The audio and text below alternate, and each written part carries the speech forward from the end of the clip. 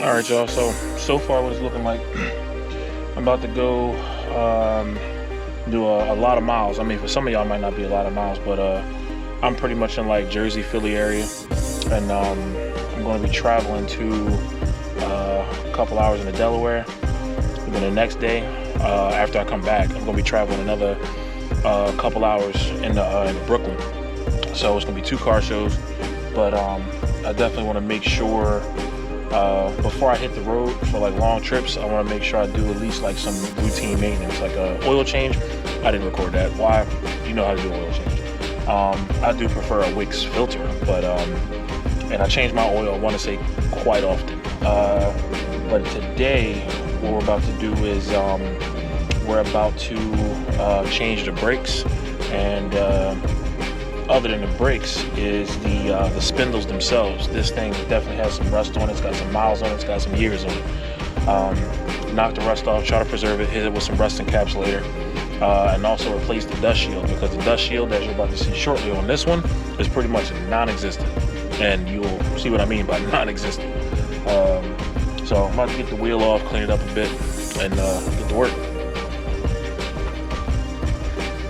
Alright, so hoping the angle is decent, or at least I'll try my best to get it decent. About to get this wheel off, get to work.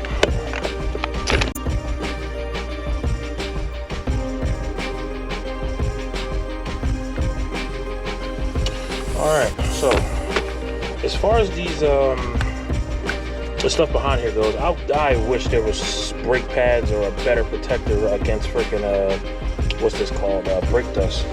But there isn't. I gotta clean this pretty often, keep the truck looking somewhat decent.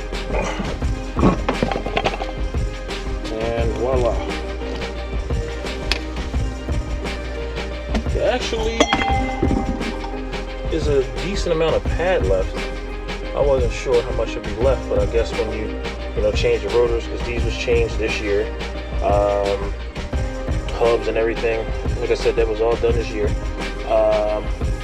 So it didn't end up messing up as bad as I thought it did, or run down on the pad as much as I thought it did. So now I'm about to take off the get this piece off here, take the hub off, and then start trying to get to the spindle. Okay, so disappointment, guys. Disappointment.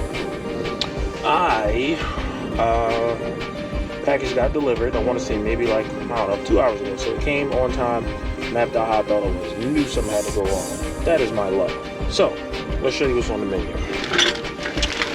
This here is the new brake dust shield / speed sensor from Dorman. You can't even see the other one on top because it is so crusted and corroded behind it. Again, hence the term non-existent. But anyway, it already comes with the sensor pre-attached. So that's that. And we got EBC brake pads. I always wanted to experiment with them and try them out. But guess what? Knowing my luck with these EBC brake pads for my truck, guess how they came right out of the box. Correct. Not even sure if this is popping up the way it should. I'm going to try to get it closer. Maybe the camera will adjust, maybe it won't. But there is a nice crack in the pad right there. And I thought about it and I'm like, oh, maybe that's the coating on the outside, but the way that it's following the pad, I'm not even going to chance it. So I'm going to send them back. It's a disappointment, but thank goodness the pads themselves still have a good amount of meat left on them. So I'm just pretty much going to go from there. Continue breaking this down. Already loosened up the bolts for the caliper. Wiggle this out of there. So that's that bolt. So now the caliper should walk off. Let's hope it works that way. Come on. There we go. Let's set that up out of the way.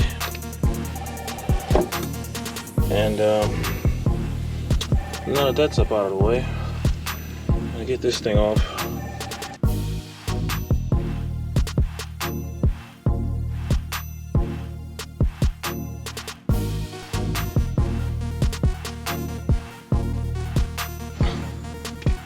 Alright, so bearings were packed pretty good. You can still see the grease is still fresh. It still even has color to it and everything.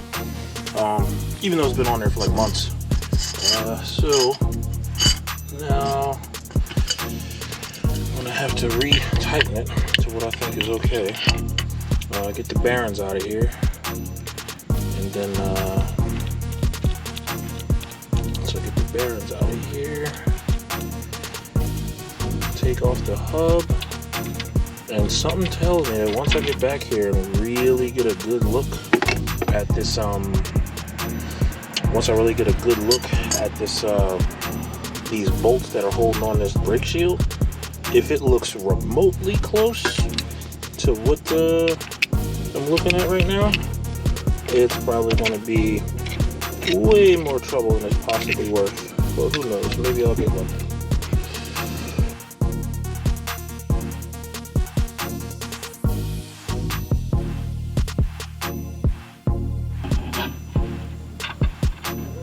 Yeah. Okay. Now set this aside. Whoop, that ain't good. Why do I see metallic shavings? No, no, no. It's not on the spindle. It's weird. It's actually on the sensor itself. Oh gosh, look at that, the crust. So there it is. I guess what you would call a backing shield and a sensor. Time to get this bad boy off. Now let's see how lucky I am with actual sockets I have on hand. Up close now. Okay, this is a 14. Dang it, 13.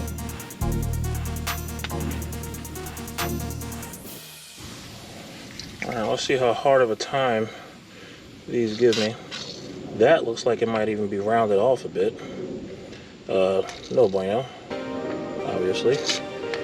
And these looks like the head's still intact. This one here looks like the head's still somewhat decent. And yeah, so I mean, shoot, even if I can get behind it, I will. There's a couple that I can. And that is actually in the spindle. Oh, worst case scenario, I'm probably gonna have to break out the I don't even know the proper term, but you guys know what I'm talking about. Little swirly thing that bites this thing. Let's see how this goes. Oh, nope. That just spun around like butter. Alrighty. Hello, child. So far, this was spinning. The problem is I see something on the backside spinning as well. Here we go. So you know what? Somebody out there may end up being in a more just as crappy, put it that way, of a position as I'm in, and have to find a way to break free these bolts. So far, this guy spun and actually is coming out. And so is this guy. So I kind of want to say 2 out of 4 for now.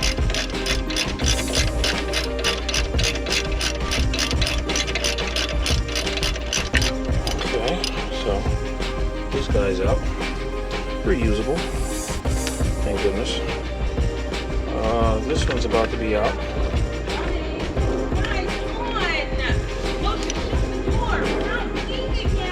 Oh shoot. Oh guys, I might have to put you on pause for a sec.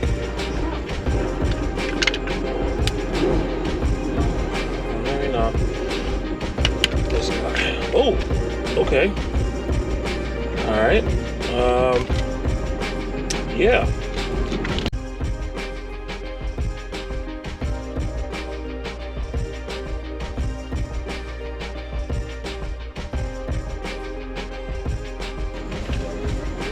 Wow, this sensor is it's on the inside of the frame.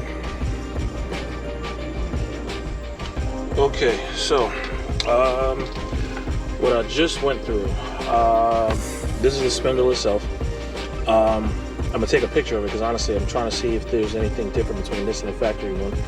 At least I have a clear picture now, because this truck, when I got it, it actually had what they call, I guess, the Wile E. Coyote package, which was pretty much the third-party companies that used to, take these trucks from, the factory fresh off the floor, modify them, do trim packages on the outside, trim packages on the inside, all that fun stuff. But that's what it was. But anyway, it already came lowered. The thing is, I'm trying to identify how it's lowered. I don't believe it's a spindle, because usually the spindle itself, from what I know with drop spindles, they would sit up. The actual hub, the spindle itself, would kind of sit higher. It wouldn't be all the way at the bottom, which is usually where factory ones are. So at this point, I'm thinking it has to be the springs that's giving me that, couple inches lower. So what I should have got out of common sense with taking these bolts off is that the one that I first started doing that was right around this area, it was unnecessary, because it already comes on, wait, this might be the wrong side. This might be the other side of the car. And it is. This is for the other side of the car. But anyway, this bolt already comes pre-installed inside of the sensor. And on the back side, there's the nut. That's the nut that was spinning as I was trying to twist this one. So I didn't even need to touch it. The only ones that actually are mounting it, there's three. There's this far one to the right, the one close to the center of the hub, and then you have the one up top that would be holding this to the top. And those are the three. So now the goal is to find out which one of these best. This is an Irwin kit. This thing has bailed me out of plenty crappy situations. And it's like a swirl on the side and the teeth, and they pretty much grab on. So this looks like I'm actually going to have to tap it on some, which is great, because that means it's going to bite in to that stripped head. So I'm going to give that a try. And this sensor here, so as you can see, it has this tab. This tab mounts up under here somehow. Me being lazy, don't be like me. I just bent it back and forth a few times until it broke off, because this will no longer be here. I am shooting for a QA1 tubular upper control arm, and I'll have to find a way to secure it to that anyway. So as of right now, I'm going to be the zip tie king.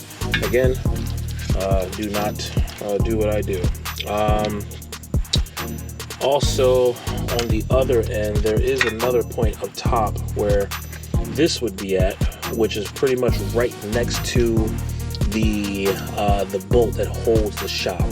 Next to that, there's a nut holding down this tab. You take that off, this releases, this thing's going to drop. And then we can get to the next step, which is pretty much cleaning up this whole spindle, getting all this grime, crud, and rust off, and then hit it with some rust encapsulator, preserve it, and then slap on the new dust shield / speed sensor, and we'll be good to go. Alright, so now at this point, I just took a towel, just wiped off the spindle. I'm gonna end up cleaning it again. This ring here, it's interesting, because the thing is, if this was rubber, I'm quite sure it being on here for such a long time, I want to say it would be a lot more rigid than it is and brittle. But this might even have been urethane, which is interesting, because urethane wasn't really much of a thing around the time that this car was built, unless somebody's been in here before, but who knows. So now the plan is going to spray it down with some brake clean. I have my wire wheel. I'm going to get this thing to work and clean this thing up as best as I can and coat it, and then on to the next step.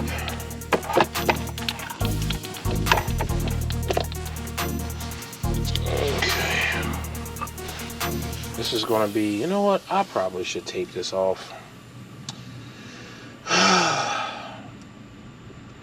I'm gonna tape it off. Hot damn it.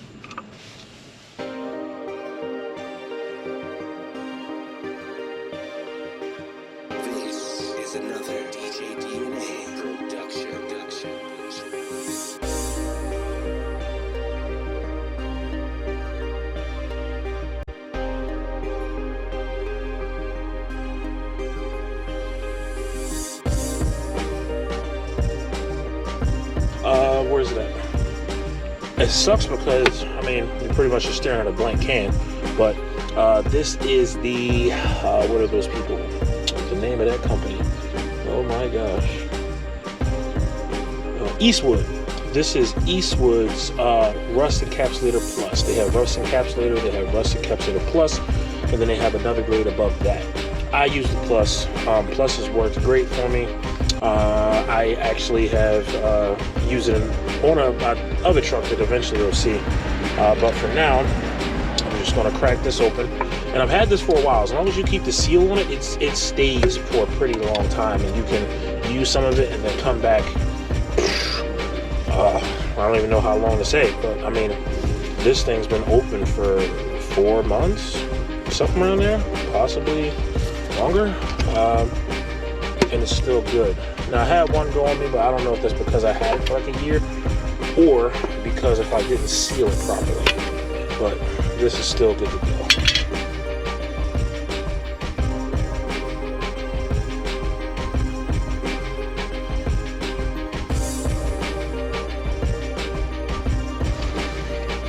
Okay, ta-da!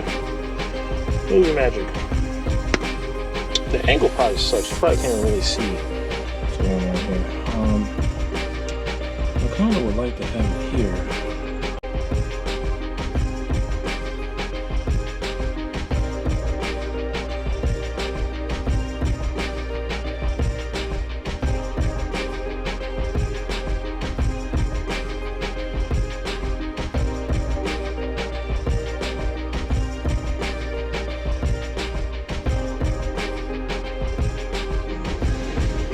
Okay, so now got it rust encapsulated, and now that it is rust encapsulated, the next step would be, I would say, let's test with this thing. Because as you guys can see, my luck sucks. Alright, make sure I route this correctly. This is going to go up and under. I'll run that after I get this here. So I'm going to go on the hub. And it's going to mark up. Pretty much. Oh, here we go.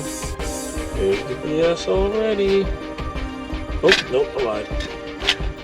See, that's what I get for being negative Nancy. So here we are. It lines up.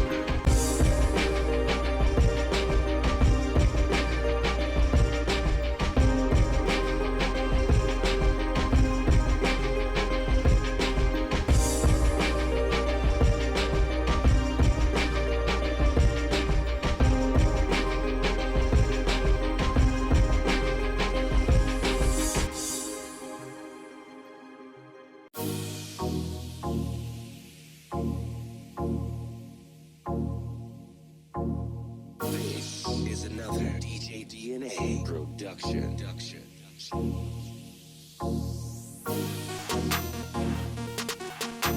want to say that's it, but the screw looks crooked. Oh gosh.